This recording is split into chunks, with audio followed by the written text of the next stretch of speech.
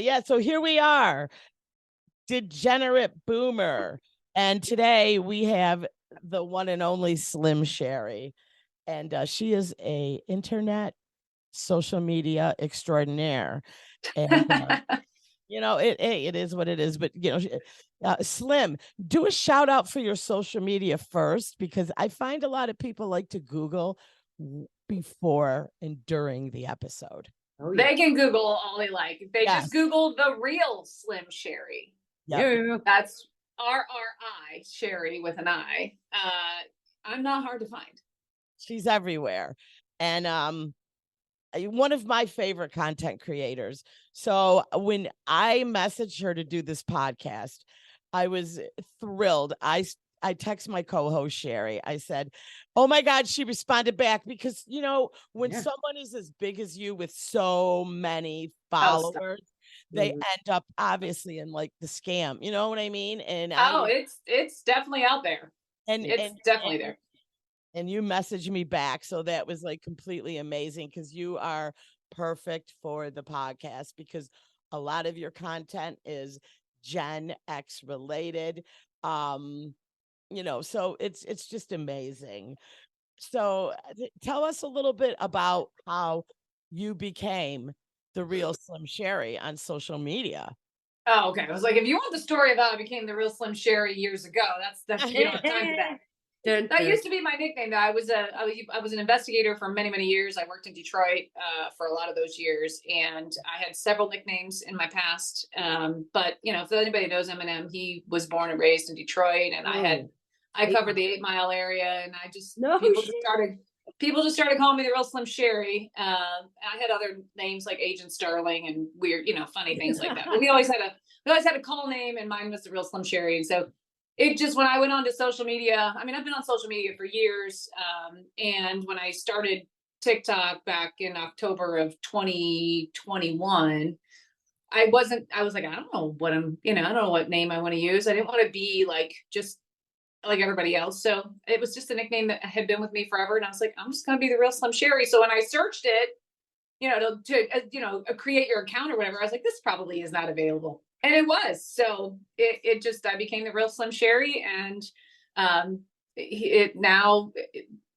looking back, there's times I'm like, maybe I should have had a different name, but no, it fits. I'm good. And now I'm on Facebook and Instagram and TikTok and starting a YouTube channel. Now my Facebook, if you search the real Slim Sherri, I'll come up. I try to hashtag myself so people can find me on Facebook, but Instagram and TikTok, it's the real Slim Sherri, and it is on YouTube as well. So, but yeah, so that's the nickname.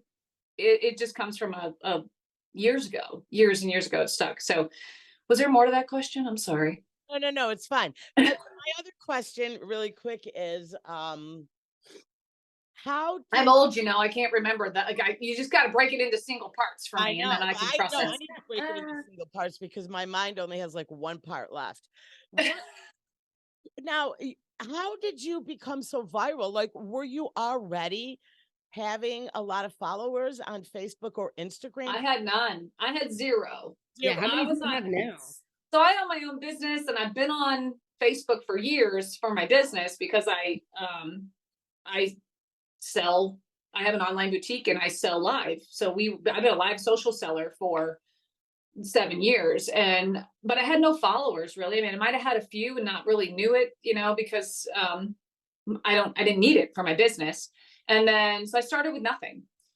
And initially, I'd probably say the first month or so on TikTok, I picked up a few followers here or there, but nothing was really taking off.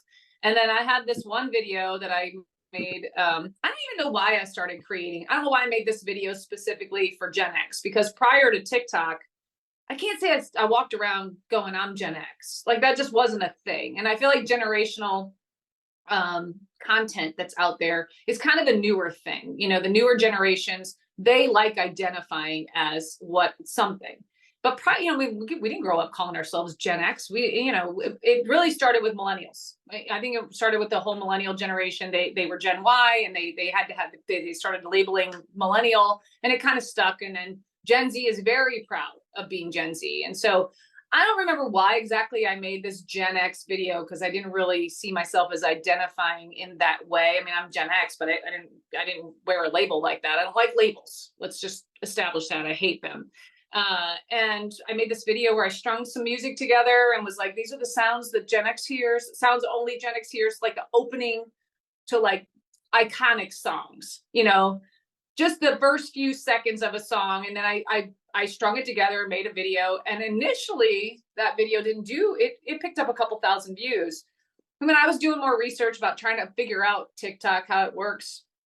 Why does a video go? Why does a video not go? And somebody said, just because a video doesn't take off the first time, repost it.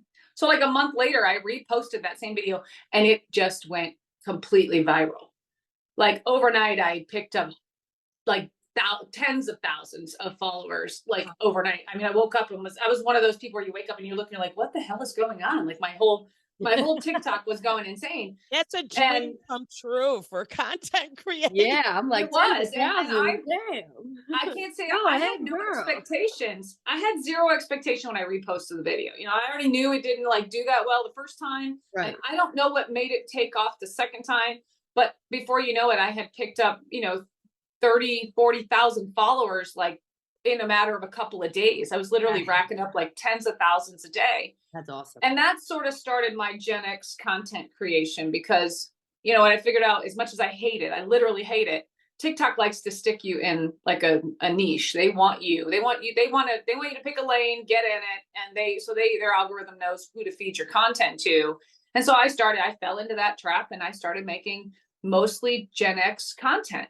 And I liked it. I still do like it, but I don't make as much of it anymore. There's a ton of Gen X creators out there. I love them. They're very talented, super creative people. But I try to create content that's very original and that feels authentic and genuine for me. 99% of my content's just me talking in my own voice. I don't do a lot of trending sounds. I don't really do trends. Nobody wants to see a 50-year-old woman dance around to some, song. And I just like making things that are genuine and unique for me. And so I didn't want to just replicate and duplicate the same thing everybody else was doing. So I was like, you know what, there's space for all of us. I'll just make my own kind of content. And I started sort of branching off into middle age. And, I was approaching 50. So I talked a lot last year about what it felt like to be approaching a half century, the struggles of sort of turning 50 and the mental side of that. And then I also recognized through a lot of my Gen X content that there are a lot of people out there that I think the reason why my following is as large as it is because I connect with people on a personal level. I evoke something in them, emotion or nostalgia or some part of themselves that they see in that content. And I recognized in the comments from people that there was a lot of people that just need help. Like there's a lot of mental health issues out there for our generation. There's a lot of stigmas and a lot of very taboo topics that I just try to take and tackle some of those, and peel that back a bit for people and make them not feel so alone, I guess. And that's really how it has grown. That has just been what it's been for the last year and not quite a year and a half. And now I make a lot of really funny middle age. I poke a lot of fun at being this age, because I joke and it's not really a joke.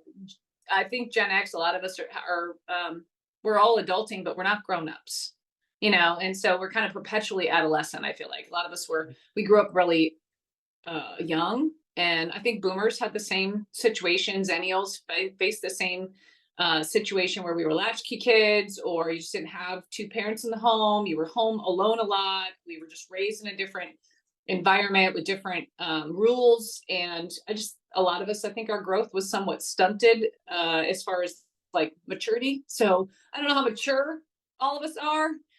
So I make a lot of content about that. Sherri, are not mature. We're not mature. I said we're perpetually adolescent, all of us. So not maybe some. Now that was a lot of the stuff I say. I tell people. But you have the two immature with you right now. Oh, I do. So like, I I'm feel it. Boomer, and I probably identify as, I don't know. I probably act like an elf, one of those little alpha. I mean, I feel at home here. I feel very amongst my people. Yeah. literally, like, it just, the point of the content I make is that there's a whole ton of us out there, Oh right? yeah. Like, and I poke a lot of fun and tell the younger generations when I'm like, listen, I'm talking basically the younger generations, is that there's no such thing as a grown up. We're all just winging that shit every day. Like, we make it up every day. Like, it's not real. Like, if you think people have their shit together, they are just faking it. It's not, and that's the truth. Most of us are just waking up and getting through our day. We're just, you're just putting lipstick on a pig every day. Yeah. So, Yeah, I love that. That's But really for me, I am surrounded by um they're not even what they're Gen Z. that's uh, the beauty Yeah, thing. yeah, you got Gen Z and doing Gen Alpha. comedy. Right, right. Doing comedy. I'm surrounded Oh by yeah. Oh yeah, super we're all young, Gen Z. right? Yeah. I mean, Sherry can identify with this. Oh, She's yeah. much younger than me, but not, where she's still old for who we're surrounded with. Oh, You I'm know what very I old. mean? Of Yeah. course. Yeah. She But fits. She doesn't look it, but yeah. But I mean, I know what you're saying. When you're 40 and you're around a bunch of 20-year-olds, Oh yeah, for sure. It can you be. know, if you can't beat them, you just join them. And I feel like we joined them very well. I have learned, girl. I have learned you cannot beat them. Got to join them. Amen. Exactly. Yeah, yeah. exactly. But you know what I notice a lot with me, it being surrounded with all of these younger kids, I call them. I mean, they're younger than my kids, a lot of these comics that I'm with. But they have taken me on as like mommy. I am the mommy figure. You know what I mean? And now you're like, mom, everything, But I'm like the caretaker of the entire comedy community, which I get that. I get but that. we're I get. not mentally well either. We are like the most broken, Oh yeah. unwell. This comedians, I can't speak for all, but I'm going to speak for 99% that I know, which Right. the majority of us aren't well anyway. Let's face it. You know what I mean? Nobody's well. And if they are, I want to know what meds they're on. I will triple that shit if you're well. But yeah, I mean, it's just, I think comedians, it's a whole new breed because I think we get on stage and what we do is crazy to think about it. Yes.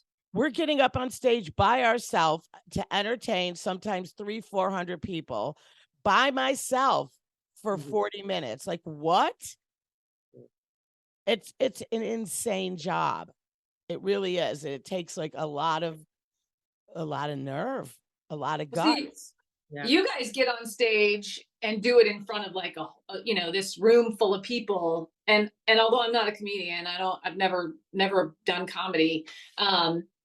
I essentially have the same kind of environment. Just I have the luxury of editing out any of my pregnant pauses. But I think what I discovered as I went down that path and I started really taking my content creation very seriously, and I'll take it too serious. You know what I mean? Life's too short to be too serious. We're all gonna die. None of us are getting out of here alive. Okay, like that's the truth of it. But was that there's a lot of healing in humor. There's just a lot of healing in laughter.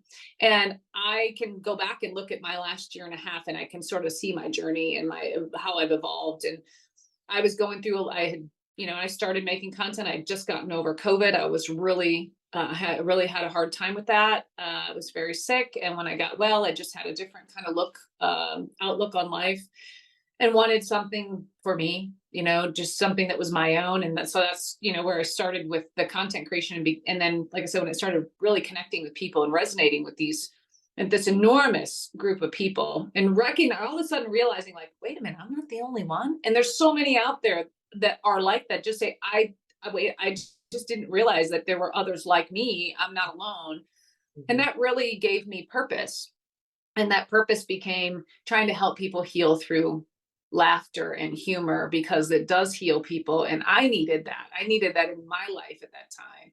my own, journey of healing. And that's really my purpose. That's why I do what I do, is just trying to help people, whatever it is that they need that day, whether it be a message or just to laugh or to not feel alone, and or to feel a connection to somebody, even if it's just through, because we're right here, even though we're hundreds of miles away from each other. We're right here, so they just don't feel alone. And that is my driving, that's my compass, that's what gives me purpose. And that's going to take perfect segue into our topic today with staying on the generational thing, is talking about what it was like being females in our age group years ago, and how we did not have other women or other people to look up to give us that female empowerment. Because let's face it, our parents were raised in a completely different generation. And this is where I personally believe in labels, and I'll explain to you why I believe in some labels, because everybody has them. And I'm gonna being a lesbian, everybody is like, well, why do you have to label a butch, a femme, a soft butch, whatever label? But then I think when it comes to even dating, there is a preference of who you are attracted to, whether you are straight, whether you are gay, whether you are lesbian. So, I mean, for a straight girl to say, yeah, I'm attracted to like tall, dark-haired men, you know what I mean? That's a type. So I see for labeling, which they get all upset because we, lesbians, they label. But I mean, some women just aren't attracted to masked women, which is fine, but so that's where I think kind of label, especially with the new generation and these old dating sites, right? I mean, I can't say like, I don't know. Do you get my point? I do. I do. You know For what I me, mean? I I mean, do. I'm And not I'll give you. saying it right. I'm saying it like this is my reasoning for where people are like, well, especially in the gay community, a lot of people would be like, well, I don't like labels, but then I'm like, well, yeah, if you're a homosexual man, you're a top. You That's got to right. be labeled a top because you ain't flipping. No, you ain't switching, You're a flipping. solid top. You know what I mean? So sometimes labels are necessary, especially when you're trying to explain yourself with the whole internet now where you can't see, but again, back to the reason we're here. My ADD took us off topic there.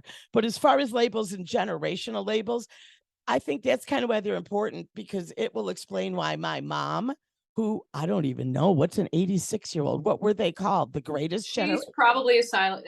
Well, she might be right on the cusp of boom, or not. Yeah, right on the cusp of early boomer or Silent silent generation. generation, right? Yeah. Yeah.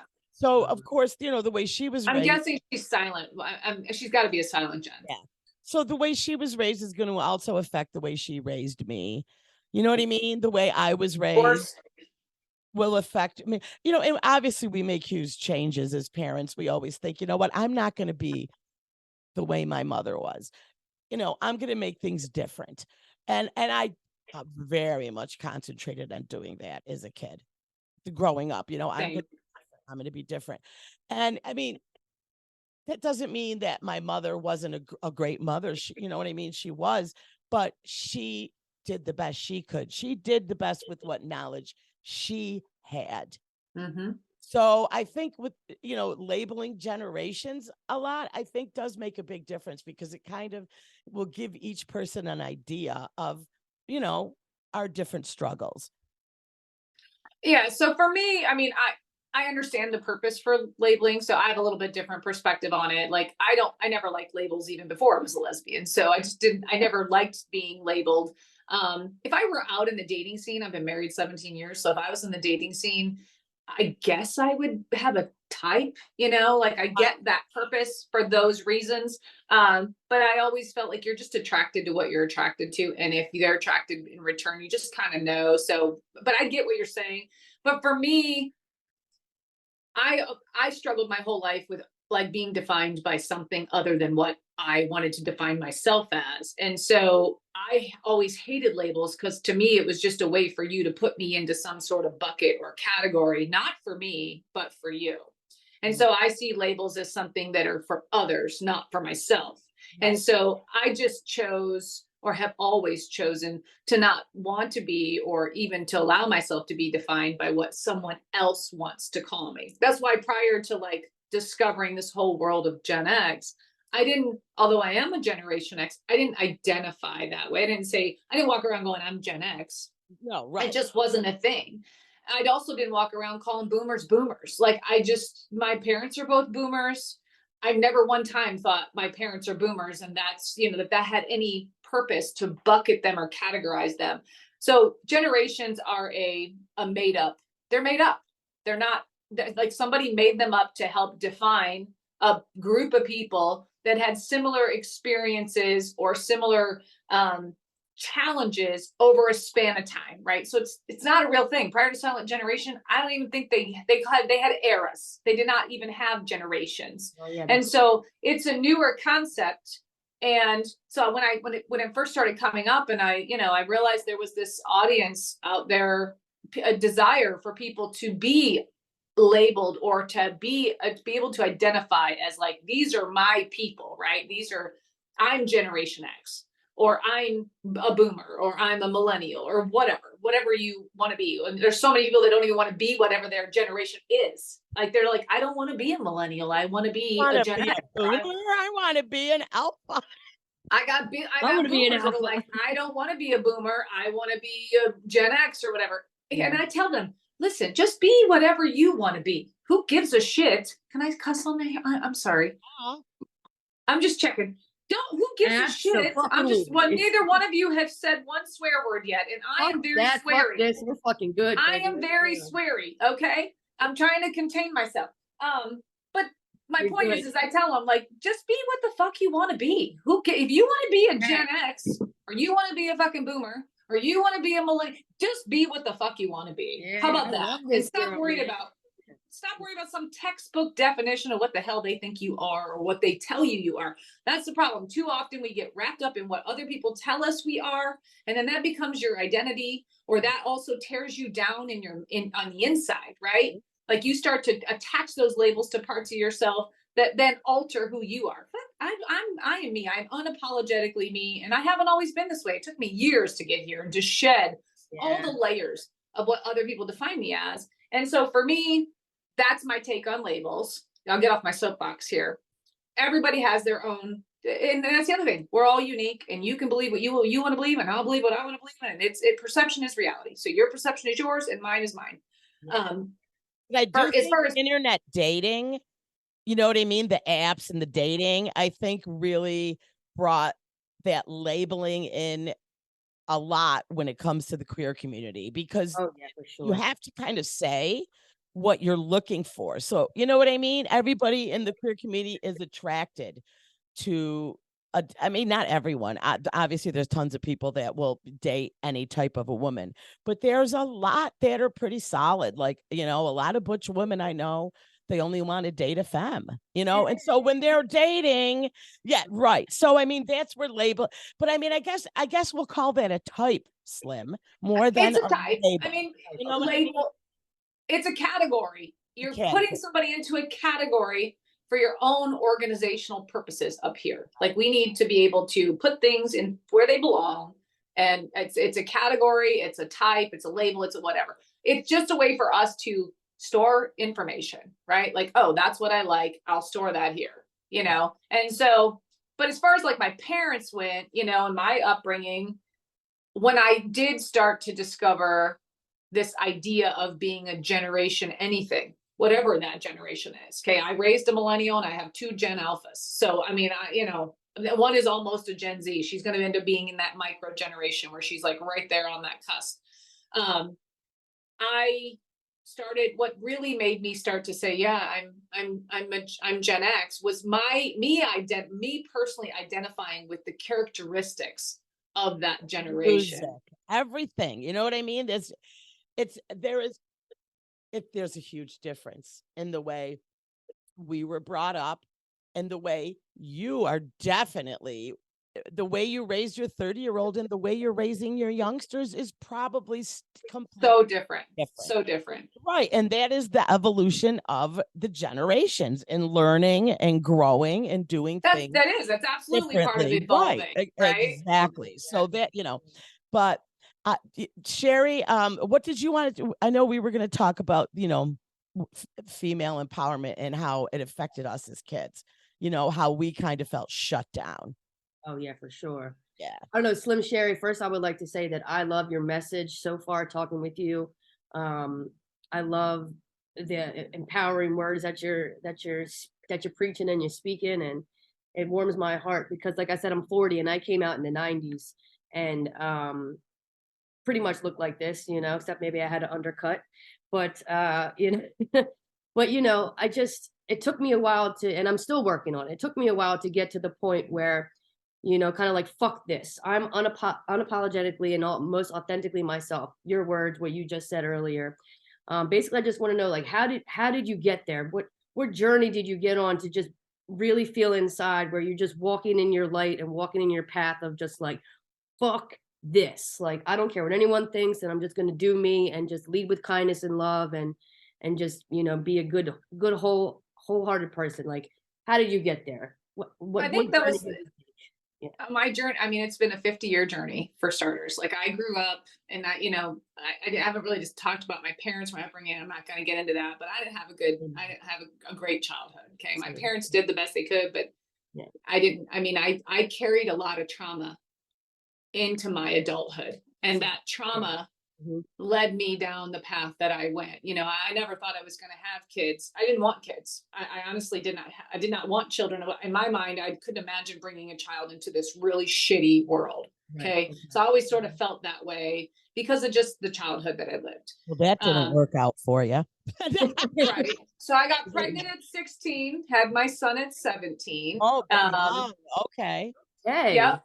Warrior status. Look at you. Yeah. So, that really, and I attribute a lot of what happened to me at that time of my life as being what saved my life. So having my son, I wasn't going anywhere. Okay. When I got pregnant with him, I was either going to end up dead or in jail. There was zero chance I was going to do anything but one of those two things until I got pregnant with him. Okay. And then when he was born, I just remember thinking, wow, there's this other little human being that needs me more than I need myself. And so I just poured every ounce of myself into him. Every ounce of good that I knew was inside me, but just couldn't get out, I poured into him. And I just never wanted. I was 17 when he was born. 17 years. Yeah. You're a warrior. I left home when I was 16, had him when I was 17.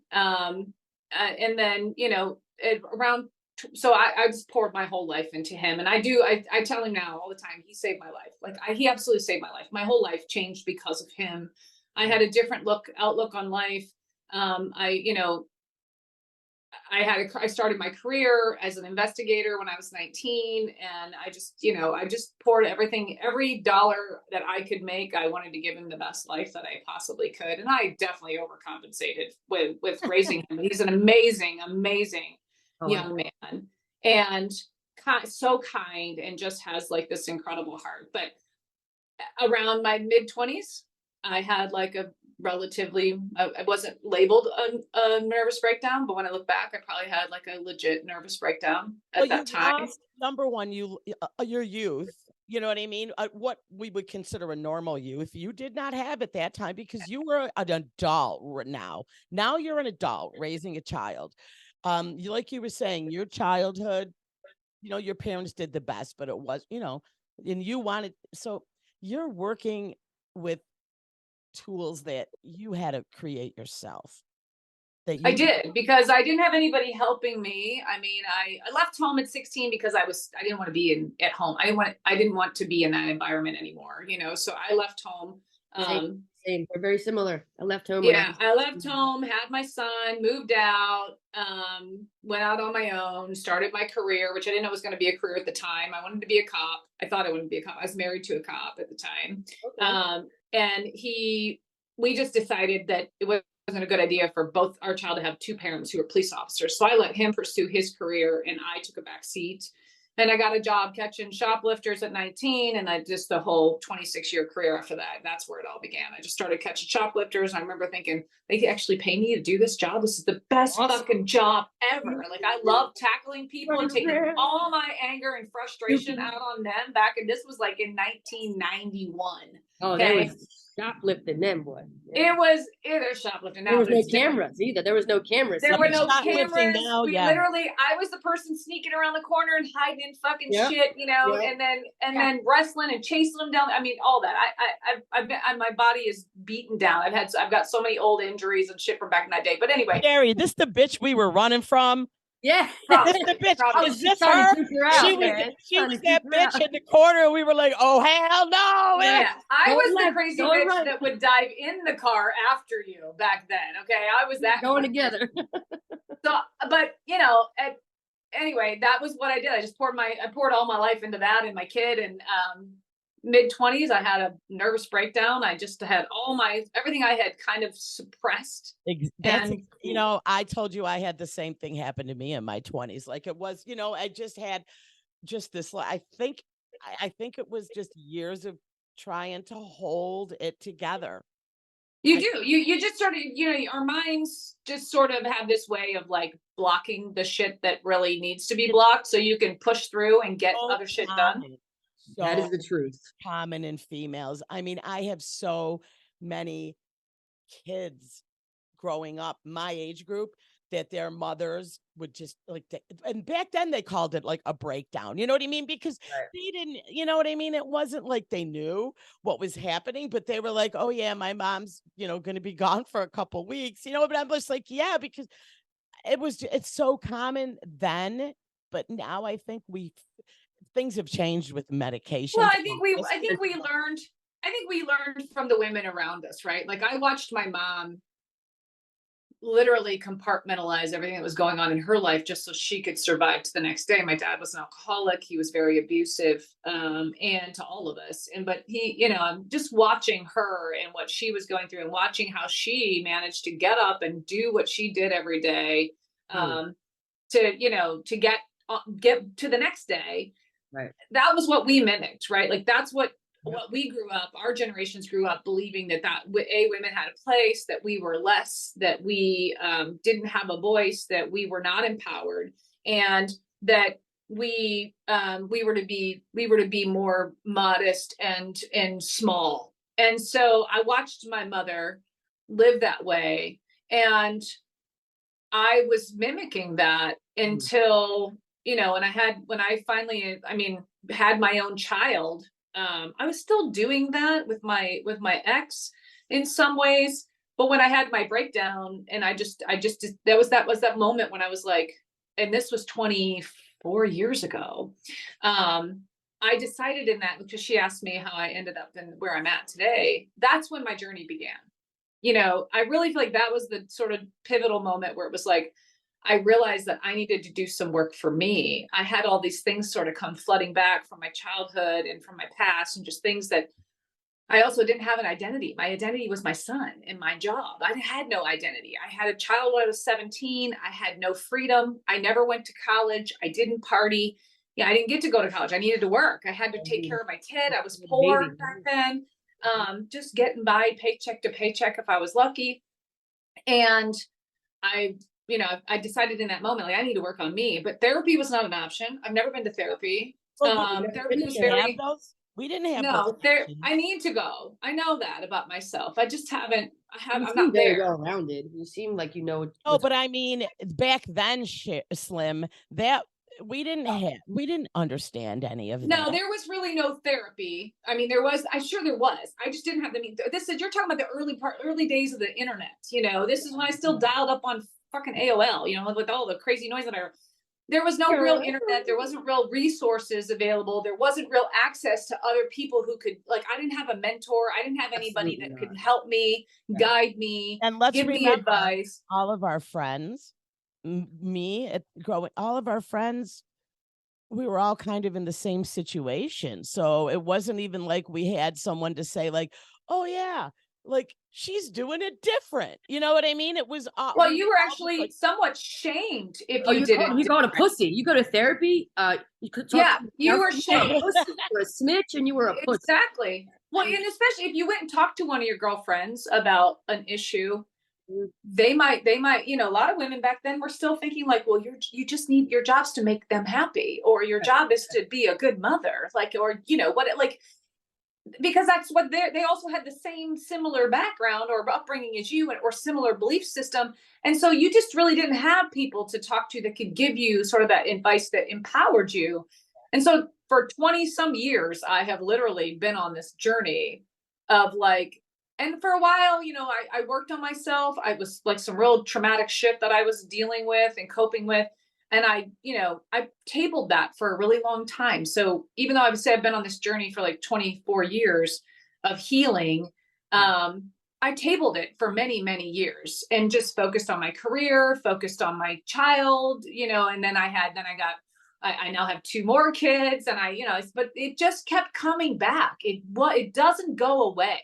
No, That's the thing, is I would try to put it back in its place yeah, yeah. and ignore it. And it just would manage somehow I would be triggered, or there would be something that would come up. And over the years, I've said, I need to go to therapy, but I just have not been able to get myself there. But I still have been doing the work in here. And this is where it begins. Absolutely. Is inside. And I finally very recently have felt like I've been able to let go. I've worked on myself. I've you know, been chipping away layer by layer, like really getting to the root and just peeling back one layer at a time of what all this baggage that I've been carrying around for 50 years, you know, that's not my baggage. It's not mine. And once you are able to sort of start tossing off all this shit that's hanging off of you, Right. it doesn't erase it. It doesn't go away. It's still there. Okay. But I'm more mindful now when I'm triggered of like, why? When you get to the root of your why, Okay. and you just keep going deeper and deeper into why that is a trigger for you. Here's what I tell people. Triggers are doorways to things you need to heal. I'm going to write that down.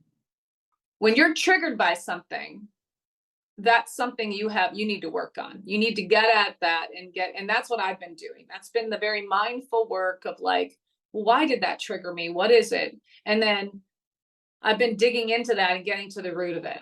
And so you just got to start asking yourself why, until you can't anymore. And when you arrive at that end where there's no more whys, that's the thing you need to fix. And when you focus on that and you become more mindful of it, which is what I'm doing, I still get triggered. I still have days where I'm like, oh, something will happen. But I'm more mindful now, more aware to be like, well, why am I feeling that right now? And consciously redirecting my own energy, because when you pour your energy into whatever that trigger is, it just derails it can completely derail your day, your week, your month, even a year. It derailed years for me. And now I'm more mindful and I redirect my energy into something that is more positive, which my social media allows me to do that. Sometimes if you watch my content, sometimes it's just whatever's on my heart that day is what comes out in my. And look, you're helping other women heal and other people heal as well through your journey. And you That's what I want to do. Look at you. Like this is why you were here, you know, to help, you know, all these other women and all these other young people and Gen X and Gen Z and whatever laugh at There's a lot of healing out there that needs to be done, and there'll always be, right? But so when I set out on when I really found my purpose for social media, which wasn't the first few months that I was doing it, but when I really thought, well, I have an opportunity to help people. Like I could really help people just reading the comments and reading the stories, and they just resonated with me, and I'm an empath, so they just weighed me down like that. I just feel all of that. Right. And I was like, I think I can help people. You definitely are. I looked at it and said, if my purpose is this, I asked myself, I was like, who is the person that I needed in my life? Ooh. When I was in that place? Mm-hmm. I want to be that for someone else. Like, I just want to be the person that I needed. Wow. somebody you could talk to, or or that can give you advice, or that can just sit with you in silence if that's what's needed. Whatever, like I just somebody that cannot, without judgment, right? Without judgment, without criticism, like just somebody who really just loves you and makes you think and empowers you to be the most genuine, kindest person that you can be. Most magical. Here's what I always say: just to be the most magical fucking version of yourself. I love that. I love the word magical. So I love that saying. Every day. Like just so you can wake up and be the most magical version of yourself that day. Absolutely. I try to do that. I try to put that out where people either laugh, or sometimes my stuff's a little more serious and has a message, because it was something I often, when I look back, I'm like, I was talking to myself there. That's what I needed to hear. Yeah. It's kind of funny because I'm sitting here thinking that my mother was a single mother growing up. I saw my dad on the weekends or whatnot, but she was a single mother, tough ass broad, working her ass off. And I have to say, my mother was like a tough broad, and I'm thinking to myself too, like, my mother didn't always fit into like that. She was definitely not that stereotypical mom like my other friends had, who was home ironing, making dinner. Yeah. Yeah. I mean, it was none of that. But but my mother that bitch was out there like doing it, and she was empowered. And I don't know, I feel like some parts of me are, but then how did so much of me not, you know, my mother was so mixed. She still believes you should come home and cook your husband dinner, or you know what I mean? She's yeah, Here's what I have a tank. I have a hot take on that. I think. yeah. Just with, sorry, I have to sit up. My back is jacked from all my shoplifter days, so I have to move around a lot. So I got to sit up in my chair. This just based on what I'm hearing you say. Okay, I'm guessing that your mom was a badass, empowered woman on the outside, but behind closed doors in her own home, she could relax and shed a lot of that outer mask that she was wearing for other people. I know, because I've been doing that my whole life. We put on a display for others, right? And so I've had this sort of don't fuck with me attitude my whole life. Well, once I hit my teenage years and on, I was just like I had been shit on for so long, and I just grew up so fast. I was like, I just took on this sort of, which I told you, I was going to end up dead or in jail if I hadn't had my kid. I was definitely not somebody you wanted to fuck with.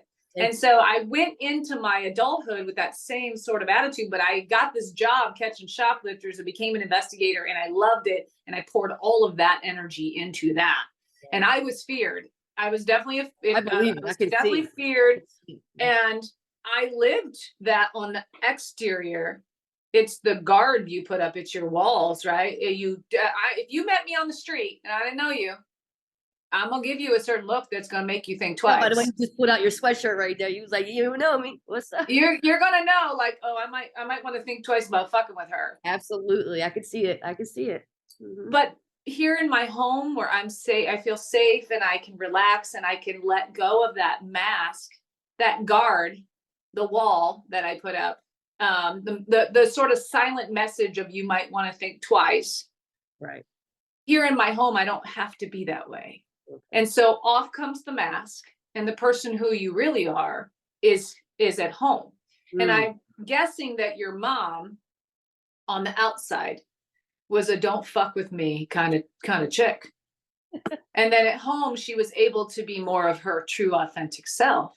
Yeah, and so you got fuck with her. You got the true, authentic version of your mom, her badass side and her vulnerable side. And so that's why you're a little mix of both, because you got all of that. Her badass side was at home too, though, because and you know what? As much as, I mean, I always say, my mother, from her upbringing, she did a great job, but she was also raising 2 kids single, not, worked a lot. And like, we needed to be scared into not behaving like the other kids in the neighborhood. Like, I half mean, of weren't my all of friends us did kids? that. That's Right, how they reared all of us back then, was through right. fear. A It was lot of all our fear. But a Oh, lot of my friends didn't make it. They died or went to jail. And very few of us made it out of there. And my mother made sure we made it out of there. And her, you know what I mean? And I'm serious. You know, when I I got believe it. handed No, I to me, believe it. like, it Same. wasn't like you know, it was with my kids back then. I mean, it was the type where, you know what I mean? If I just was outside playing, like there was, you know, somebody gets you and gets you to sell drugs. Some, you know what I mean? So Right. my mom, Your mom knew what the challenges were out there and knew just how like how much of a bitch she had to be to make sure you survived on the outside. And we were scared. that's what she was dishing out to you. Yeah, she wanted to Was make sure we were scared. yes. And your mom, so that mama bear in her was like coming out, also mixed in with her badass bitch bear that goes on the outside. And she gave you a good dose of both of that, you know. I didn't really get that. And Yeah. so I learned that the hard way. I learned that by scrapping. I mean, I was Me scrappy too, as crap. Slim, me too, girl. Yeah. And you learn, so that's the street smarts, right? Like I learned the shit on my own. And it was, you know, a lot of shit had already happened to me. So I had a lot of experience when I Right. was young, you know, that I then learned like, oh, I'm gonna use my own outside mask. I didn't call it that at the time, but just this sort of Yeah, I didn't even know that's what it was. persona, this sort of like character almost that you get into where when I went outside, it was like, yeah, I'm not getting shit on anymore. I'm not, and I'm gonna survive because I got this baby now that needs me. I'm not on my own, you know, and I got somebody else that needs me more than I need myself. And so if anybody ever touched one of my children, I already said, I'm going to go to prison and I'm not cut out. I'm not wired for prison. You're Okay? too pretty for prison. I don't know. Too pretty. It's not even the pretty part. Here's the problem. I got a mouth on me, and Okay. I'm like, I can't go to prison because if I do, I'm not coming out. They're gonna shank. They're I either got to run the bitch or they're gonna shank the shit out of me in the shower. If you love Okay, me. I'm not coming out. It's one or two. One or the It's other. one or I'm either the other. running the bitch or they're shanking me in the shower. You know, Right, it's going to be that whole psycho scene in the shower or the cafeteria, whatever. But I know that about myself. Okay, I'm aware. So my thoughts when I'm exhausted and I sit in my chair and I think, you know what? It would be great just to go to prison and get 3 meals a day and rest. Those aren't good thoughts. Because I'm like, just put me. No. Number one, I know I would get a girlfriend. I don't have to worry. You Right? might end up being somebody's bitch though. Like I know. that's the You difference. know what? I can't be nobody's bitch. But No, sometimes me I neither. feel like I am somebody's bitch up in here. So now I think, you know what? At least in jail, I'll get 3 meals a day and I can lay down. That's not a good thought. Listen. Here. You're already playing the homeless bit, right? You can get the same thing at a shelter, Okay. but you still got your freedom. But I Yeah. still have a cell phone, right? Or you can And pay for a cot vacation. to sleep on. You know, you got it's all about choices. And for me, It's not like Orange is the New Black. No, It's not like it's not a that. clubhouse. It's not a it's clubhouse. not like that. Clubhouse? No. And they, you know, if you watch closely, they were shanking people in there too. You know, they were burying them in the barn, not the barn, the shed outside. Like, you know, I feel like I could escape that. But okay, you're right. Prison isn't a holiday. I got it. see, Yeah, I you gotta put go too with many the people in prison. I already know I can't go there. Okay, it's just not a Put them not a good there. You place for can't me. go. All right. Next time I say Sherri, just, you know, tell me, Cindy, no, you don't need it. You don't need No, to. you don't need to go to prison. It's a good joke though, but not really. I mean, when you really think about it, it's not really where you want to go. No. The bed's not comfortable. Although I think you'd be okay. I think you know, I think she'd survive just fine, you know, but I'm very self-aware of my inability to be incarcerated or imprisoned. I'm not really, I just can't, you can't tie me down. I have too much of a free spirit. I couldn't do it. Wild horse. Yeah. I'd be doing I am a stand wild up in horse. the rec center. Yeah. Mhm. What's that? I'd be doing stand up comedy in the rec. Exactly. You'd be on the table in the You have a whole cafeteria. comedy group. You would. People would love you because you're funny. Yeah, exactly. But you also have All to right. put off a certain amount of don't fuck with me. Okay. You All just got to put off a certain amount of that. Yeah, all right. I I just don't put want to off go too to much. prison. I've changed my mind. I don't want There to you go. take a break in. My I job don't. is done today. I changed your mind about prison. You changed my mind. So now I'm thinking about the psych center. What's it That going might to be take better. for me to That have a might be break? better. That might be better. Yeah. I might get a Yeah. better rest in there, right? It's You cleaner. might. Yeah, for sure. Yeah, In yeah, prison, yeah. no thanks. I can't go. Well, listen, Sherri is a badass bitch. So I don't know who made you the badass bitch you are, Sherri. I had a really bad childhood, like Slim. Dad drank a lot, hit me a lot. You know, in and out of the system. Moved out when I was 16. You know, but I like what you said earlier, Slim, about I tried to be the person that I needed in my life. I wrote that down, and I wrote some other things down that you said, because I'm glad that we met, because I feel like we share very similar stories. And I'm 40 and you're only 10 years younger or older than me, even though you look very young. But man, you've been an inspiration this whole time. And my mouth does get me in trouble, so Mine does too. my other question to you would be like, how do you stop that trigger while it's about to come out of your mouth? Like, how do you stop it from going into that? Like, because my mouth. Which part? Like, so when you say like the trigger coming out of your mouth, are you talking about your reaction to something? Yeah, exactly. Reaction. Yeah. So I still sometimes knee jerk. Okay, knee jerk. There you go. Knee jerk But reaction. for me, I think as I've gotten older, you become, and I got 10 years on you. And when I was 40, I was still a wild, I was fucking wild at 40. Okay. I'm still wild now, but I'm slowing down a bit. Yeah. Anyway, I think that, I have a little bit more experience and have learned, like, when I do react that way, often there's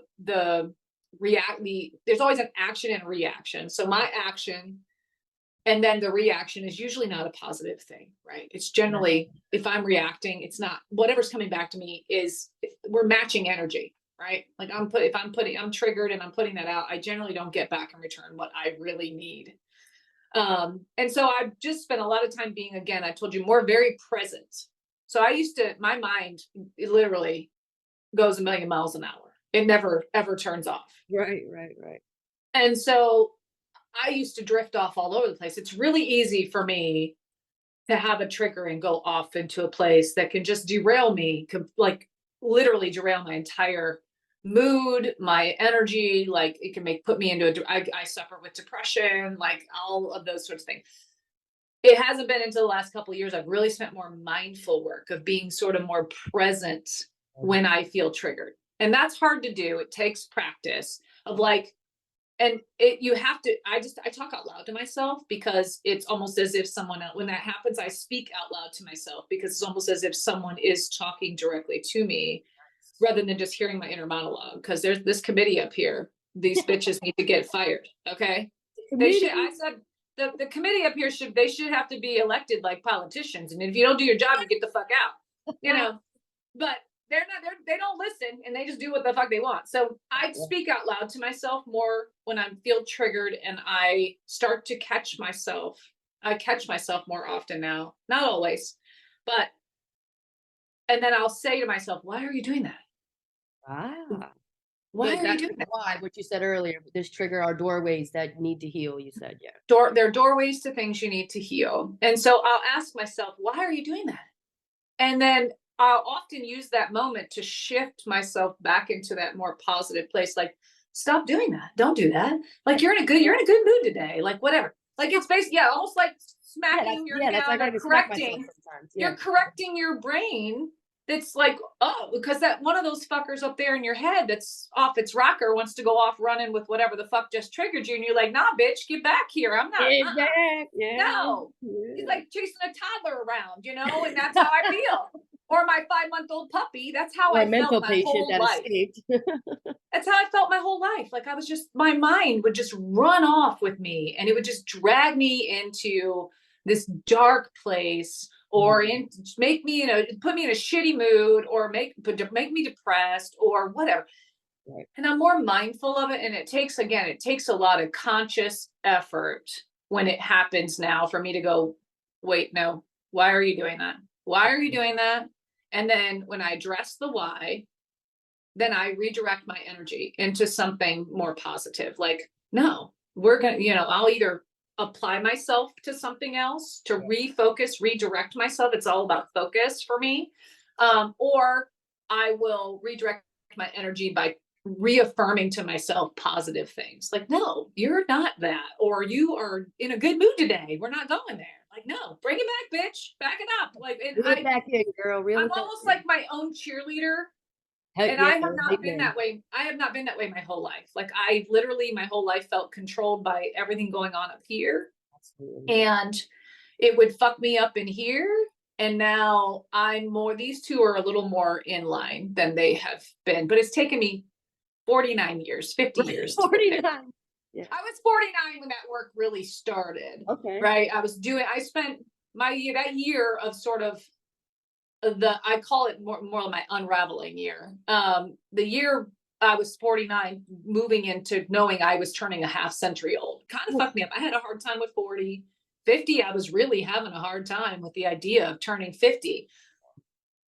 Because you're like, fuck, I'm a half century. I wasn't supposed to live this long. That's what I was I just never gonna thought I was say. living Yeah, this we're fucking long. alive. Yeah. And so, There was for no me, plan for me to live this long. What's going on? I didn't plan for this. Like, I don't know what the fuck I'm doing. Like, I'm just winging it every day. And so I called the unraveling because as I spent this time sort of self-loathing and feeling sorry for myself that I was turning 50, when I flipped the script, I was like, no, bitch, you're 50. You fucking made it this far. Look how far you've come. Yeah. You have overcome so much adversity in your life, and you've overcome so many things that were working against you. It's not easy being a woman. And then I was a single mom. I had my baby when I was 17, and then I met my first girlfriend when I was 26. I was never gay before I was 26. I only dated men, so that was a new experience for me. And then meeting my wife, and we've been together 17 years, and we have 2 kids together, and my career, and now I own 3 businesses. And I just looked back and I was like, bitch, what is wrong with you? Oh, You yeah, had a you great run the fucking damn life. Yeah, you do. And so I had to really shift my mindset into I've stopped tearing myself down. When I recognize that it's not other people, I like, you can't label me. You can't push your perception on me any longer. You cannot define me. I define myself. And when I really looked at it that way and said, why are you, like, all those things you tell yourself, all those things that you are constantly, your committee's always talking about, those are not my ideas. Those were not my ideas. Those were someone else's ideas. That's somebody else's shit that they put on me. And when I decided that unraveling sort of happened as I was approaching 50, allowed me to get to a point where 50, I was like, fuck yes. Yeah. I am 50 years old, bitches. Yeah, And you I are. fucking earned every wrinkle. I earned every scar. I've earned every fucking experience that I've had. I don't owe nobody shit. Yeah. I earned all this on my own, and nobody gave me any fucking handouts. Nothing. Everything I have is mine. And so when I looked at it from that perspective and really allowed that to be accepted, I really accepted that as my truth.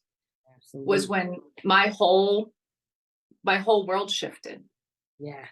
Wow. That's a beautiful thing. Like you said, magical. It's magic, right? Be the best and be the kindest, most magical fucking version of yourself every day. Every day we get a new opportunity. Every single day that you wake up. Absolutely. Breathing. Every day you wake up breathing. You have a new opportunity to be the kindest, most magical fucking version of yourself. Most beautiful version of yourself. You get that opportunity every day. It's our choice to choose where I choose every morning when I get up. I'm choosing where I want to be, what I want to be, who I want to be, what mood I'm in. And when I feel shitty, because I wake up feeling shitty, I still wake up in moods. I ask myself, what is wrong with you? Right. Why are you in this place? Right. It's that why. It's that more self-awareness of why am I here? And I think it comes from, I don't know why I started that. I was an investigator, I told you, for 26 years. I've interrogated literally probably 1,000 people I've In interrogated. I was BSA, so I get it. I'm in the BS. I do BSA. okay. So I'm a trained Fine. I'm a trained interrogator. I read body language. That's what I do. And we always went through that was part of the learning of like reading people and pulling the truth out of people was the idea of why, like Right. always looking for the why. And I think that's where it came from, because I when I really look back at my past, and I was like, when you really were after the truth, you were always looking for the why. Like I often would do an investigation, and I knew the who, what, when, where, and how. I didn't know why. I needed to understand Motive, why you did what you did, what motivated you. Yeah. And when I really applied that to myself, I was like, well, duh, you dumbass. You've known the whole fucking time. Just ask the stupid question. I call myself names all the time. Just ask yourself why. Why the fuck are you doing that? Why are you in this place right now? And how can I consciously shift my own like mind into a better place? Right. And I do that. I try to do that with kindness for others, kindness to myself. I've spent my whole life pouring myself into others and never spent any time working on me. I've heard that before, like service of others, like. Yeah. And this year I said, and this year was my year of peace. I'm at peace with myself. Finally, I still have work to do. There's still layers I'm working through, but a big, heavy part of that has moved on. Like it's just back where it belongs. I'm at peace with it. I've let go. That's probably the other thing is just, I say love more, laugh more, and let go more. And it's not easy to let go. And I had to start asking myself, why the fuck am I holding on to this shit? Why does this have so much power over me? Mm-hmm. And I just had to take back my own power. And so it's letting go, being able to let go more, like not faster necessarily, but when you're ready, just let go, and ask yourself why you're holding on to that. Because when you can free yourself of all that shit, man, your load gets so much fucking lighter. It's just life just gets so much better, and like you could just be a happier person, right? I wasn't happy my whole life. No, I wasn't. I was miserable, and it was me. I was holding me back. Yeah. Do you think if you loved your job, right? I did until I didn't. Right. Yeah. No, I loved being an investigator. I could see you really good at it. Yeah. It wasn't until I started really climbing the corporate ladder, and trust me, being a female in my business was not fucking easy. I started back in 1991. Ooh. And being a female in the job that I was in, I was surrounded by men all the time. Yeah. Women were not being promoted easily. I had to work just as hard. If I had to work harder than they did to prove myself. And it held me back for years. Like they would all get promoted. They weren't promoting women. I was literally, I would have climbed the ladder way faster if I'd had a dick, but I didn't. And so by the time it took me 20 years or so to really start to get into the level of leadership, senior management that I thought I wanted to be in, and that I had aspired to, because that's what everybody else was doing, right? That's what I wanted to make I wanted to make more money. I wanted to be, and I wasn't paid as well as they were either. Being a female in my business, I wasn't paid the same as they were. Sure. And so by the time I got there, I realized it wasn't what I wanted. That everything I thought it was made me miserable inside. Like I was no longer an investigator. I was just telling people what the fuck to do. And I'm good at that. I can tell people what to do all day. But I realized that I was happiest when I was doing the thing I loved, which was investigations. Like I loved that. I loved the hunt. I love the thrill of the hunt, baby. The thrill of the hunt. And I wasn't hunting anymore. All I was just somebody's puppet. I was some other man, like a manager above me. I was their puppet, basically. And I was miserable. And it took me 26 years when I got the balls to quit. And I quit at the top of my career. I mean, I started 2 organized crime coalitions in this country. I was putting on conferences every year. They've written articles about me. I have been recognized as a woman in my field, like recognized as a leader by different organizations. And I left all of it. I said they're going to do a story one day, be like, what happened to her? Because I was literally You should on be a top stand-up comedian. of my game when Yeah. I quit. Mhm. And it was like the shot heard around the world when I was like, Right. I Right. can't do this anymore. Oh, And man. 7 years later, I have no, I'm not going back. I might start my own investigations company. Not I even was mine. just gonna I'm ask actually in that. I was just gonna ask that. Yeah. serious talks with a very close friend of mine that I actually trained in the business 23, 24 years ago. We've been Right. friends ever since. He just so happens to be the father of my two younger kids. Baby daddy. But we are, he's my baby daddy. Yeah. We're talking about starting our own investigations company. Oh, I So think not that I would don't be have cool. enough to fucking do. I got 3 businesses already, but What are those, if you don't mind me asking? What are would you like to shout them out? What are the businesses? sure. Yeah, So let's I talk own, about it. What you do and your motivational, her shirt, your t-shirts, all of that. Oh, you have merch? I'm definitely gonna buy some merch. I left my job 7 years ago, started my own business. I own an online boutique. That's my bread and butter. Nice. Is my two bread and butters, but my online boutique is called Feather and Vine. We have an app. We go live. We kind of do it QVC style, where we demo product, we try on clothes, we tell you the fabric, what it fits like, all that. Just really have a great community, an amazing community of people that we've been building for 7 years. And then about 3 years ago, right in March of 2020, I launched my own skincare company. I just, for me, I've been a vegetarian for 17 years, 16 years, always trying to just be healthier, take better care of myself. I knew that skincare was something like that was just, it's just not to knock, I'm not knocking any skincare specifically. There's a lot of garbage out there. Oh, for And sure. I just had this desire to help people, with an all natural skincare line that was good for you, with some homeopathic remedies, not just beauty, but like homeopathic things that actually help us feel better, look better. And Things so that I actually launched that. work. Yeah, I launched my company, Wholesome Hippie, my skincare company. It's called Wholesome Hippie 3 years ago. And it's made right here in Georgia. It's all small batch, made with amazing ingredients, and no GMOs, no junks, no whatever. It's just an amazing, and that's all I use. People are constantly like, "What do you use?" That's what I use. And then it just so happens that a part of and right now Wholesome Hippie is exclusive to Feather and Vine, my boutique. We launched it for our boutique. It's getting ready to become its own thing, but the t-shirt business is just like it's just part of the boutique. We made our own t-shirts, and then as a part of TikTok, like trying to be able to just spend more time with the community that I've built, I started going live on TikTok and letting people like get a custom made shirt by me. And that's what you probably saw was that part of the t-shirt. I don't have like that's just a part of my boutique business, the t-shirt thing, but I do have so I did launch last year a third business, which is my snarky shit, which is my merch. And it's called Snark Junkie.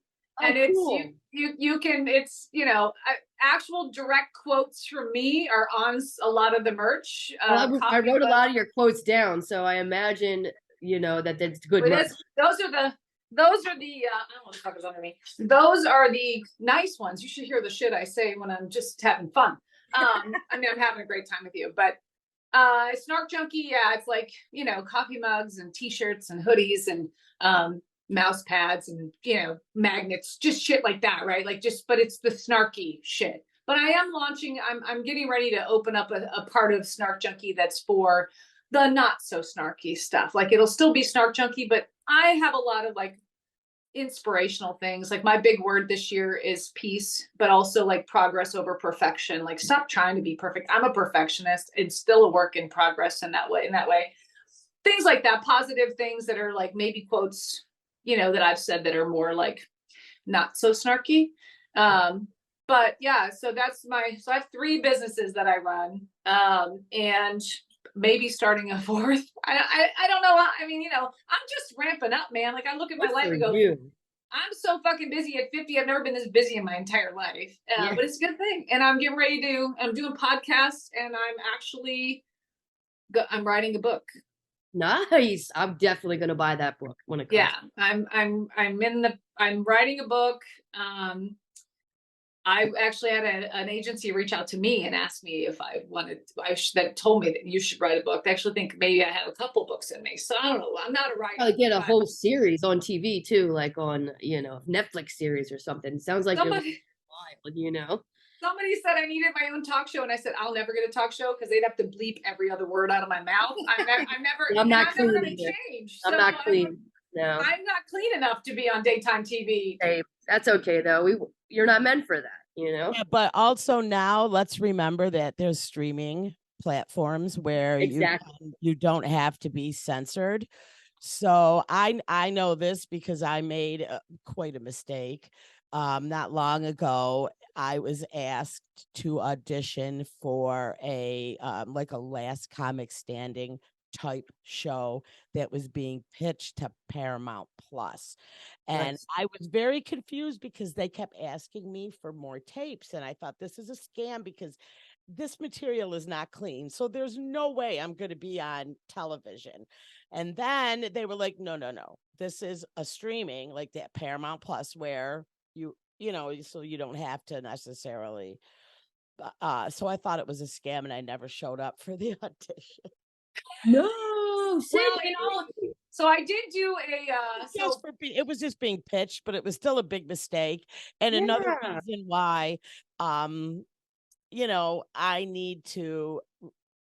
I do have some more skilled mentors now, headliners and things that I could contact and they'll tell me, yeah, this is real. Oh, You know okay. what I mean? Yeah. Because in this business, you never know what's real and what's not, who's scamming and who's not. Right. exactly. So, yeah. That's any business. It's not just comedy. Trust me. I get so Oh, many for sure. emails and messages about different things that most of it I'm like, thankfully I have a background in investigation, so I can I sniff out shit pretty quick. Yeah, you can Um, tell. Yeah. I can tell, I just recently I called somebody out on Instagram the other day who was fucking messaging me claiming that they worked for, I don't know, some part of the government. And I was like, I call bullshit. And the moment I told them I was an All that stuff, investigator, yeah. the moment I told them I was an investigator, they disappeared. And I was like, yeah, bitch, I'm reporting your account. But anyway, speaking of Paramount, so Chris and I, how long has it been? 2019, I guess. So not that long ago. We were actually, we were on Wife Swap on Paramount. Cool. Yeah, you can catch. Really? I look totally different. My hair was white. I was platinum then. Maybe I saw that because I watched that show.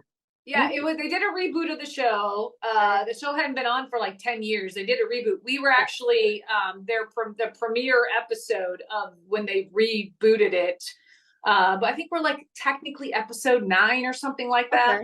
Okay. Stop it. But Wait a minute. That's Hold so cool. the clock. I think holy shit, it's all coming back. Hold on. I think, okay.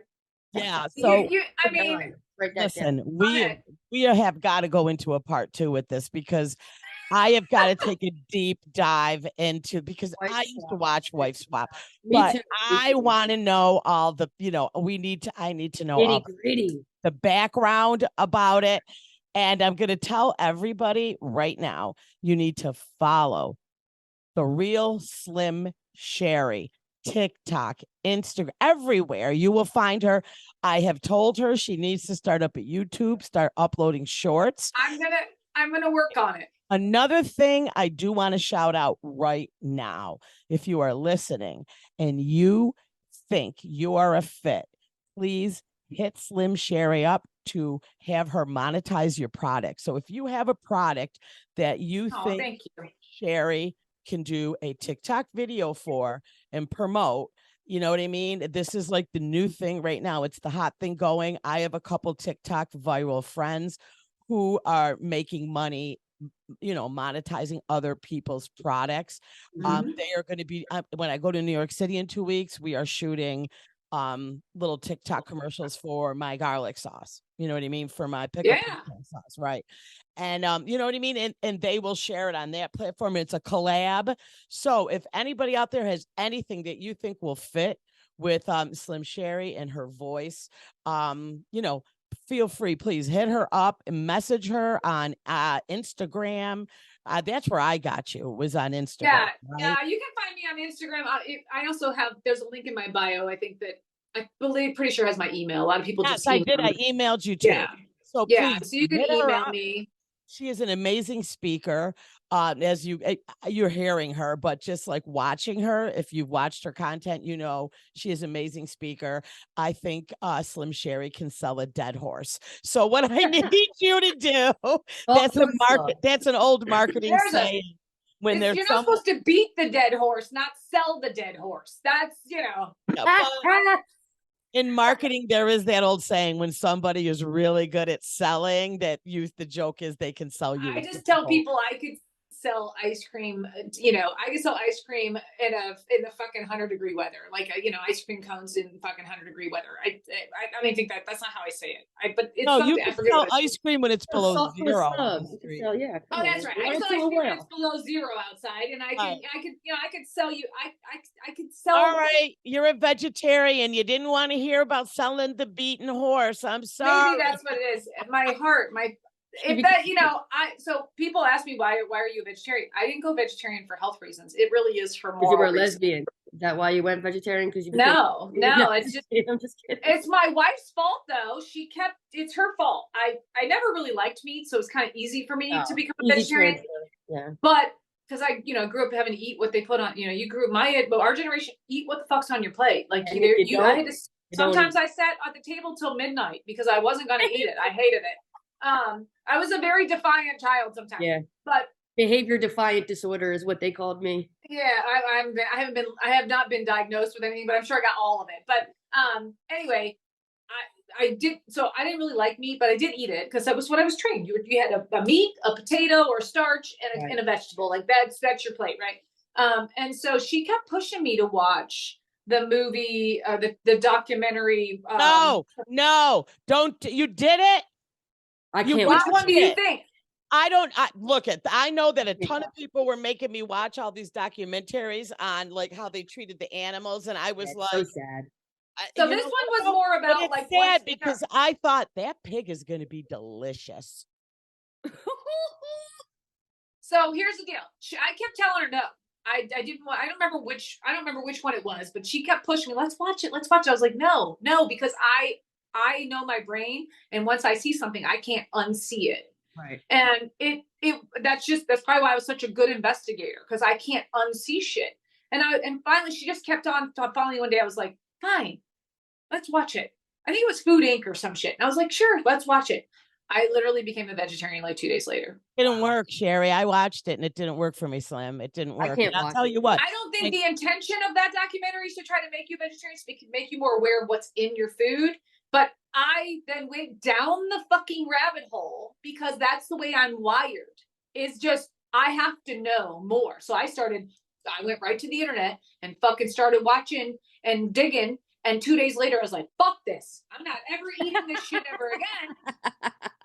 And that was my initial reaction, was just, fuck this. We're just a giant science experiment. But then I didn't stop investigating. I started really digging, and then it really fucked me up in here. Well, and that's when I was like, investigate. I do. I am the same way. I will watch something and I will fall down a rabbit hole. But I'll tell you what, I still ate the goddamn rabbit. Okay. I fell down the hole and I ate that rabbit. My moral compass is very, very strong. And it just was like, once I knew about like the whole animal, the cruelty and just the way they're treated and all that, I was like, I can't be a part of this. I don't judge anybody who does, but I couldn't. No, I wish I could be like you, but I couldn't. I felt so guilty.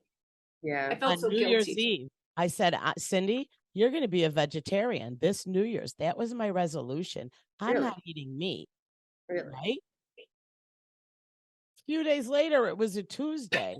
And I was out at a bar at an open mic, and the lady's like, oh, it's taco night. I'm like, all right. She gave me beef tacos. I forgot I was a vegetarian. I thought you were joking. That was a real story. It didn't last long. I ate the meat, Sherri.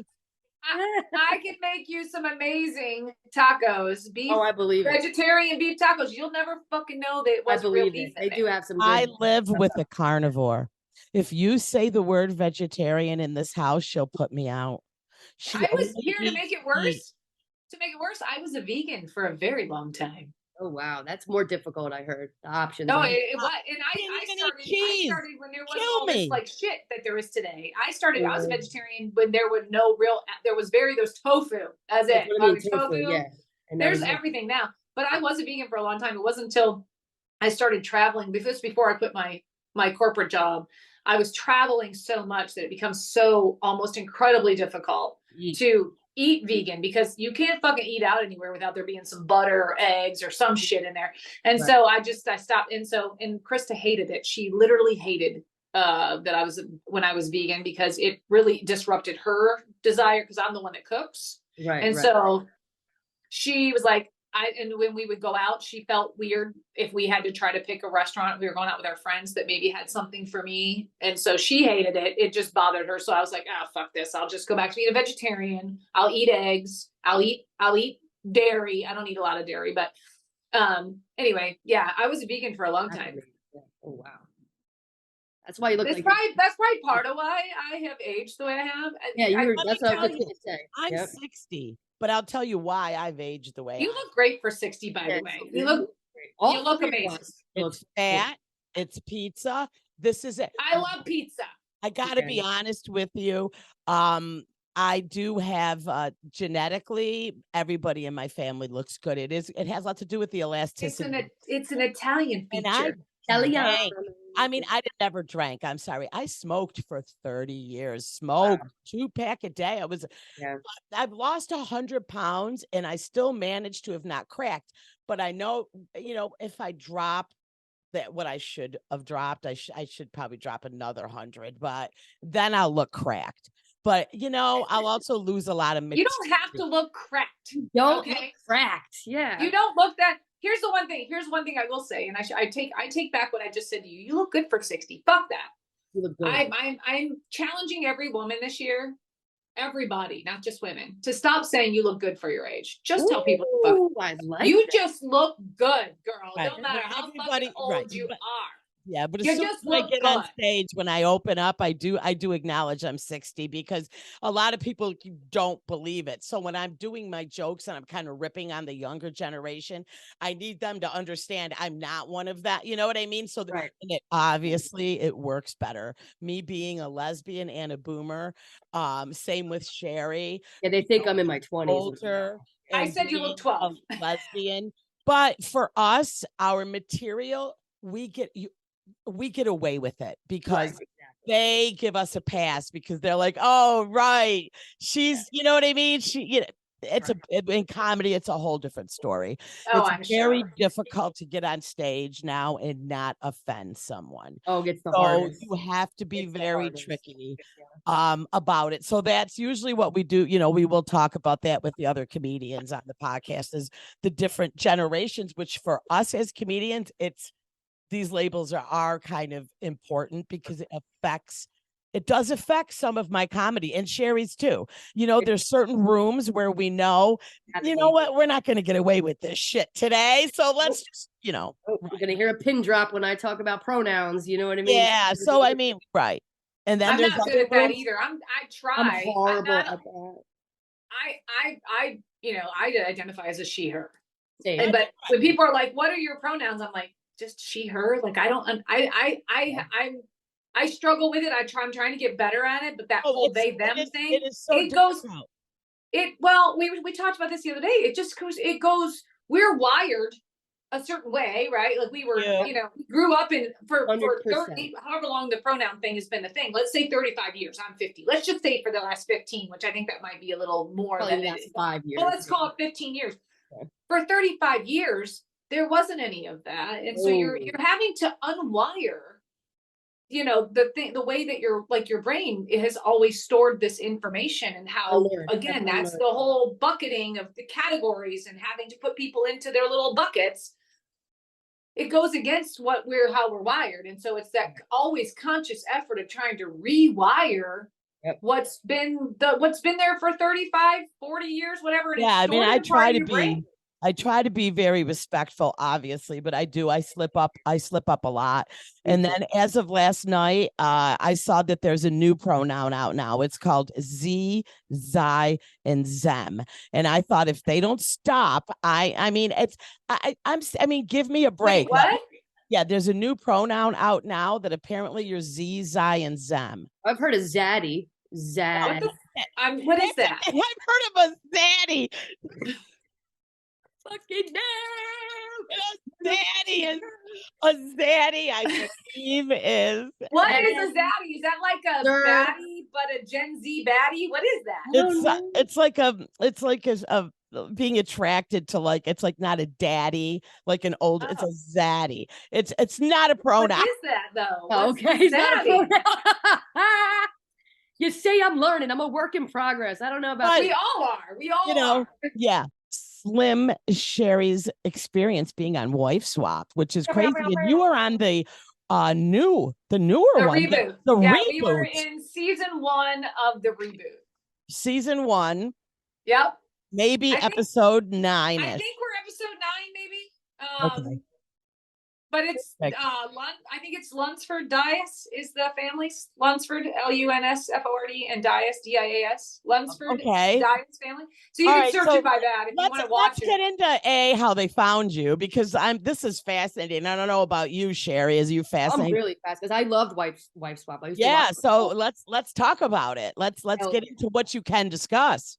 Yeah, so they found us on Instagram. So I told you I own my own business, and so we would do photo shoots with our kids early on, the first couple of years of our business, and they were looking. We would post them on our Instagram. The girls were much smaller then. With your outfits you sold. Yeah, we had kids' clothes and our clothes. We would do like family photos, and so they were out, and we would put them on Instagram. This is before we knew we had no idea what the fuck we were doing. We were just throwing the shit out there. We weren't looking for anything. We had we were just looking to build our business, and they were looking for gay or lesbian families. They were looking for 2 mom families or 2 dad families, and they found us on our Instagram through that, and they were looking for a 2 mom or 2 dad family, and they reached out to us and said, hey, we're doing this reboot of Wife Swap, would you guys be interested? And initially I didn't want to do it. Krista she was like, we should do this, and I was like, I don't know, like putting us out there like that. Like at that time I was like, I'm not real sure. I was like, not only that, I'm not going. I mean, I had all kinds of rules of the things that I was not going to do if I got on that show. But we did the interview. We got talking to them, and they loved us. They wanted us to do the show, and so after long consideration, we decided we would do the show. And I did not leave my house. I was like, I am not going to some stranger. I know myself too well. I'm not going to somebody else's house. I'm staying home with my children, and you can go. And so Krista left. She went to their house. The wife, the mom came to my house, and it was quite an experience. Were they gay as well? Was it? No. The whole idea of Wife Swap is to put you with people that are not like you. The exact opposite. Yes. So she probably had some woman who was raising wild children eating big hunks of steak. They're amazing people, and we are still friends with them. Funny enough, we love awesome. them. But no, they kind of took the whole idea of a 2 mom family, and then this sort of ultra idea of conservative family. He has a military background and all this kind of stuff. So I was afraid. I was like, they were like, they ask you when you're doing the interview. Well, because you have to go through multiple interviews. One of the questions was they finally get you down to the final interview, and they're like, so what is like your one thing? Like you had to pick like what is the one thing you won't do? Right. And for me, I was like, if I at that time I wasn't sure which one of us was leaving. I was like, fucking dick. Well, not now. I was like, taking the husband. I was afraid they would take me and send me to like some fucking farm where they slaughter animals. That's what I was. I was I'm not doing that. That's a I'm not, hard because I one. knew first it would traumatize me. Two, I would have walked off. I was like, I won't do that. Exactly. We each had to have our own like things we I absolutely mean, I won't do. put that right up with having to service the man that came in the house. Right. I mean, yeah, that doesn't The happen. A lot of sausage people are all the like, way that's what around. people think is like you. I My knew dad, that. my own dad was like, well, so did you have to like, did you guys have to sleep together? What the fuck is wrong with you? You It's know, all or nothing. I mean, But I it's know- a show. We're not We sleeping know, in the I same know bed. that, but that's hysterical that your father had to ask that. That's funny. I was like, wait a minute. you're showing your age, Dad. Like, no, I'm not. Like, I have a guest room. She slept in the guest room. Like, what do you people think? Like, they think swapping, and they're like, what do you think I am? Like, anyway. He So took a Crystal left literal and went wife there. swap. Right. Yeah, right, they right. think you're actually like swapping, and I'm like, you're Literally such a boomer. swapping. I think I said to him, you are such a boomer, but he's an old boomer, like a very old boomer. Yeah. He's in his 70s. Anyway, so Krista left, and they have 3 kids, and they were all our kids were very small at the time. So they had like Krista, they had 3 kids and this giant dog, and he is like a super clean freak. And I'm not going to ruin the show for you guys if you want to watch it, but I stayed at home. Now here's what I will say, not because you guys now have enough time with me to know like a little bit about, kind of maybe get a vibe for who I am. It's still a show. It's still produced. That's all I can really say, is that not everything is as it seems. So they tried to paint me in a certain light for ratings, for TV, right? Mhm. And I knew that I could sense and you don't really know that. You don't know what the fuck's going on until everybody comes to your house and they're like, they're producing and they're doing their thing. And I started to get a certain vibe for, I was like, I know what the fuck you guys are trying to do. You know You're an exactly where investigator. they're going with editing. Oh yeah, I mean, this is why a lot of people I know won't do like I know headliners whose agents have been reached out for them to do America's Got Talent and stuff, but they're already like touring headliners, and they were like, number one, they own your ass. Number two, if you get a bad edit, you're screwed. As far as stand up, you know what I mean? Yeah. So that's all I'll say. I can't really say anything else, but like, I just tell everybody when they watch it, I'm like, you know me. If you know me, then okay. That maybe maybe not. That's not, everything is not as it seems. Right. It's for TV. It's But there's so many people. Our episode had a great message. You guys will like it, because we definitely, obviously, where they're putting Krista into a household where they're not a gay family, and then I've got a mom and wife in my house who's also not from a gay family. And so they do touch. Now they tried to get us to touch on some things that we wouldn't talk about at that particular time when the show was filmed. There was a lot of things going on politically, and we would not discuss politics. But we still managed to get a really good message out there for the gay, lesbian community. And so and even trans in some way, like all of it. And so it's got a great message. And even though they portrayed me in a way that's maybe not in the best light for me, I got broad shoulders. I don't give a fuck. So, and so it was a great experience. People are like, would you do it again? I was like, yeah, sure. I would do it again. Like, I think that for us, we got the opportunity to have a really positive message, and not every episode gets that. Right. And so, it was fun. It's weird, but it's fun.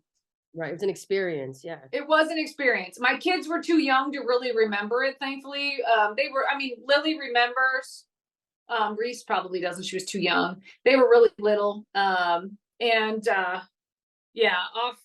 if you had questions, I'd fill in more blanks for you, but I can't. No, yeah. I got you. No, perfect. Thank you. That's amazing that they reached out to you. And everybody, if you want to go watch that, also Wipe Swap. I mean, Slim Sherri's everywhere. Like it. We love so much, and I would love. We're going to have you back again, and thank you so much for giving so much of your time. I appreciate it. Also, you can follow me at Cindy Arena Comedy everywhere, and you can follow Sherri at Sherri, that's with 1 R and an I _baby 11 on Instagram. Go follow Degenerate Boomer as well. Like and subscribe, comment, follow Slim Sherri, follow Cindy.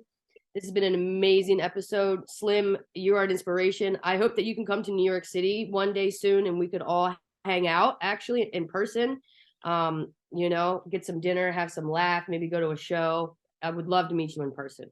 Maybe Sure. put her on a Hey, you never show. know. You never know what the future holds. I mean, I haven't been Maybe in New you York put City. her on a Put you on show. stage. Yeah. Yep, I told her. I said, Slim, when you're ready, hit me up. I'm gonna have you stage ready. I'm gonna open for You guys have to help me. I told you my videos, like I have the option. You could do I have it. the opportunity to edit. I don't know how to get on stage and just talk like I'm that. telling like, you, be funny for 15 you minutes. just put out a video a couple days ago. Number one, she talks a mile a minute, which is a gift. I mean, it's just boom, boom, boom. Really, it's amazing.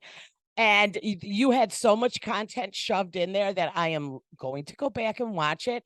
And I will have 3 solid jokes out of that set Alone. Just Seriously. alone. Yeah. Mhm. That's So, all, yeah. I want to see it. If you're gonna use my stuff to make funny shit for stage, I want to see it. Oh, for No, sure. no, no. I won't use your You, though. material, but I will tell you what Oh, you you can? could have done. For you. Oh, well, you can use my shit. I don't care. But I mean, just wanna see it. Can as somebody you record it? as you were doing it in my head, now that I've met you, I was saying, Sherri, Slim, this is a stand-up bit right here alone. You know what I mean? So I'm gonna let you see it said and written out differently, but the same way you said it, but into a joke. I'm telling you, it's that simple. Well, And yeah, they're you, gonna listen. If I ever were gonna do stand up, after you told me what you get paid, I was like, girl, Oh no, there's no money in it. no money. I would have to literally do that for my own fun because Yep. I Yep. already own 3 businesses. I know what my hourly rate is. I know what I'm worth. You know You're already grinding and doing it for us in the beginning. It's you know what, and you could probably go your entire life. I don't know, but Sherri has a better chance of doing it for a living than I do because I live up here in Rochester. There's nothing.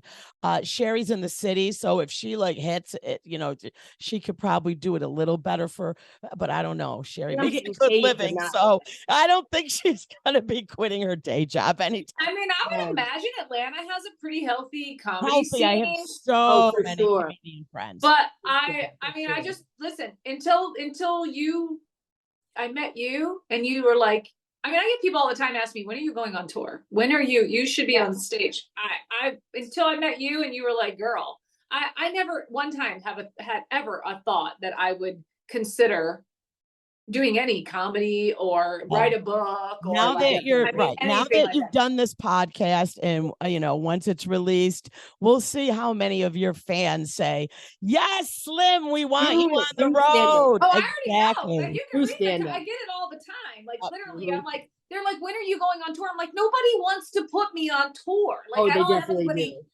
I don't have it. There's nobody Don't signing me worry. up for a tour. I would Don't pay to worry, go I'll see come get you and we'll do a little tour. We'll do a Well, little I mean, tour. I got a lot of followers in New York. I can see it because when they hit my when I look at my my insights like on my Facebook or Instagram or whatever, and I look at my demographics, like it all Facebook gives me like my top cities, like where my number 1 is New York. Well, shit, yeah, but going on the road is tough. Is for her because she's got the young kids. It is difficult. It honestly, I feel like it does break your soul. And thank you for being so inspirational because as Sherri knows, comedy breaks your soul. It really does. You shouldn't do things that break your soul. It's just part of the job. I know. I don't want to do anything that breaks my soul. That's why you're better off staying. Heal the fucker. Right. I need you to just stay there and sell your stuff and go live and be happy and smile and sell those inspirational t-shirts and keep your decent soul. Okay. So I mean, the inner depths of my soul is black as fuck. Okay. It's dark in there. Okay. Unfortunately, that'll all come out in your comedy and then you're dark. Like stuck it's in a dark, it, right, Sherri? Dark place, which is obviously where I draw from for the content I already create. Like it's a dark place in there. I'm just trying to step into the light a little bit, That's it. Just a little bit. Yeah, I agree. But stand-up comedy in this business, it's tough. And I tell a lot of people don't last. They don't make it because it'll crush your soul. It really will. Every time you go on stage, it's a different experience. And when you bomb, the lows are so low that you think I can't do it ever again. And the highs are so high where Listen, you're like, I can't wait to get so you're not telling me something that isn't already happening. It's Yeah. like TikTok. When you put out what you think is the best fucking video you've ever made, and then it gets 2,000 views when you have almost 500,000 people following you, you're like, well, I fucking suck. This is the worst day ever.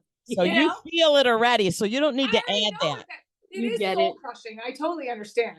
But then I'm just determined to go out and make a better video. And then, but I ride the high too. When I get a fucking video that hits, I got a video right now on Facebook I saw the other day. It's like 8 million views. 8 million views. Fuck did that happen? Yep. That kind of stuff. Awesome. And you see that, you're like, yes. Like, and it's sometimes the same video I put on. So this is the luxury you don't have. Sometimes a video I'll put on TikTok will suck. Right. Not because the video is bad, just because TikTok is bad for like the algorithm. Right. And I'll put the same video on Instagram or Facebook and it'll fucking blow up over there.